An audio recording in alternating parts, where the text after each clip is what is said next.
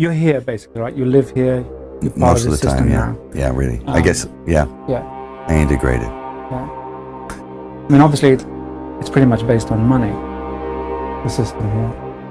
It is. Yeah. The system is completely based on money. Yeah. The studio system. Yeah. To a degree, I think the way I hook into the system is based on money. Is there a collective ethos or somebody once said my problem was I didn't understand the social contract. Yeah, I now understand what that means. Yeah. Do you understand it? The social contract? Yeah. I think I do. Yeah. What is it for you? The social contract. You can't get mad. Mm-hmm. You can't get mad. You can't let it get you, because you have to make a deal with everyone else, and it's almost unspoken that you are going to be fucked over at some point by people who you may have done something nice for. And it may happen that by circumstance, or even very purposefully, that you fuck someone over. But that shouldn't get in the way of you being able to sit down and have fun with them. Am I on the right track?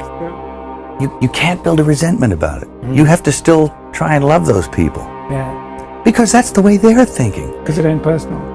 No, it's not personal. They don't really mean to hurt you. No. Not really. I don't quite understand. Well, I mean, there's a lot of motivations for why it happens. Yes, many. I mean, money will make you do stuff as well, won't it? I mean, Yes. one, them, us, Yes. you know. Yeah, well, whoever. If there's many millions riding on a decision, it's hard to be philosophical. Yes. Yeah. Yeah, very, very hard. Very hard to be, you have to choose what level of integrity you're coming in at. And Okay. and I've often felt it. I've sat there and I have felt the knife slipped firmly in between my shoulder blades and tried to have it shoved through the other side through my heart. I mean, this is a bizarre place.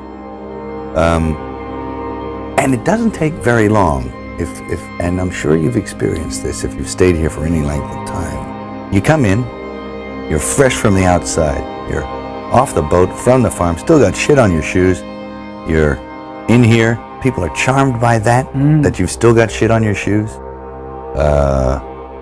They're charmed by the fresh approach you bring to it, and that's a real thing.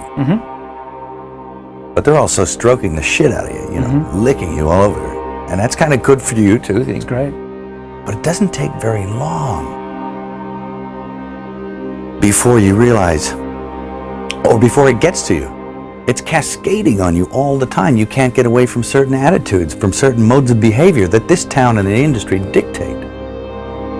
And no matter how strong you are, when you come in off the farm with those convictions and a certain line of attack, no matter how strong you are going to be affected by this place. His whole opinion about women on film, from beginning to end, is very brief. He says, women on film, either naked or dead. Both is better. And it's like, whoa, ooh. The man has got a spiritual malady for a start. I mean, the scary thing is that I think a lot of people think that. Maybe not to that extreme. There are people, well-meaning people, and you'll know within 15 minutes if this is a person you want to work with. Yeah. Christopher Walken, first time I ever did a casting session in America. Yeah. Terrified me. Me too. I mean, fucking hell. I came to meet the guy. They said, oh, he's flying in from God knows where. Yeah, but he didn't need a plane, right? Yeah. It's like he didn't need a plane. He came in, he was doing all the kind of Scorsese stuff.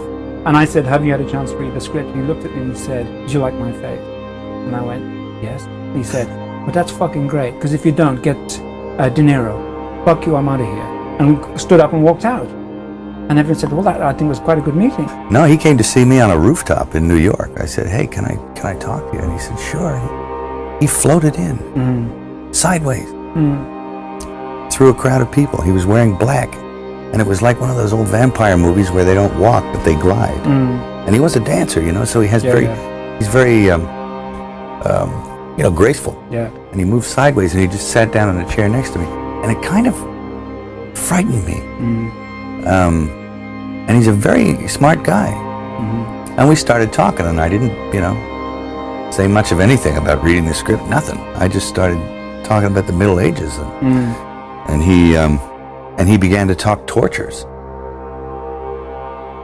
And we swapped tortures because I'd read this book on torture, and I tried to recall some of the most heinous things I'd ever read in this book, and he was like, oh, and he'd try and top it, and and my assistant was there, and he left because he couldn't stand it anymore. Yeah.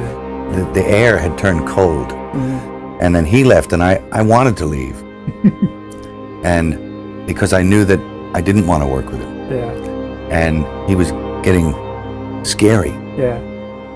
And then I turned around, and it was on top of the Peninsula Hotel. I turned around to avoid his steady gaze at one point, and I was looking at a building with the top of the sixes on it, so there was a huge illuminated 666 in red. And I went from that to that to that, and he started smiling. And I thought, oh no, Chris Walken is the Antichrist, I'll think, Walken, and you'll resent it for a little while, then you have to let it go. Otherwise, you'll eat yourself alive. And I think it takes that kind of cockroach resilience to survive in this town. When I came over here, I was in my mid-20s. Right. The first time I really came over here. I had a whole bunch of weird paranoid suspicions about what the hell was going on, because there was a lot of stuff I couldn't understand. Right. And nobody was really bothering to explain it to me. They don't. And I formed a bunch of opinions about the town and about the people in it that were like, surely that couldn't be, because a whole place can't be like, weird town, where the stranger wanders in and all the people are in the bar and they all shut up when he looks at them, and they tell you don't go into the house on the hill, and it's like that. And then you go away and you think, no, I was wrong. I mean, that's insane thinking. I'm paranoid. I imagined that stuff. That couldn't be the reason for why so-and-so was acting like, could it? And then you find out later on the track that you were exactly on track with a lot of this stuff. Not specifically on track, but that you could, that some of your worst nightmares were real at the time, and you think, now this is what I mean by actually starting to swim up or downstream with the rest of the salmon, eventually, if you stay here long enough. Yeah. You'll find yourself doing that. And you have to, there's a way of doing it without doing it. And that takes time. And it takes relaxation. Not being uncomfortable about... Not being uncomfortable. Realizing it for what it is. Projecting. Understanding what it is. Once you understand it, well, then you're not afraid of it anymore, so you can just walk around it, through it, and then get on with what you tried to get on with in the first place. A place like this can humiliate you. And it can humiliate you, it can be humbling. I mean, it does rip your life to pieces. Is it? If you'll let it. Yeah.